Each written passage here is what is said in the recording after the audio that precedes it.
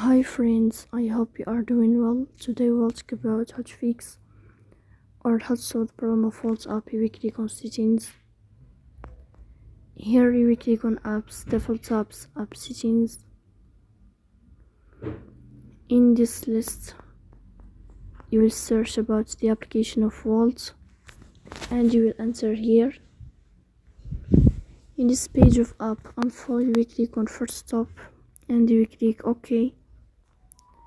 Here you will enter to the window of storage. Then you will click on clear cache. In the end you will turn off your phone and you will wait a moment to restart your phone again to fix that problem. So that's all. Don't forget to support us by like and subscribe. See you next time and thank you for your watching and your attention.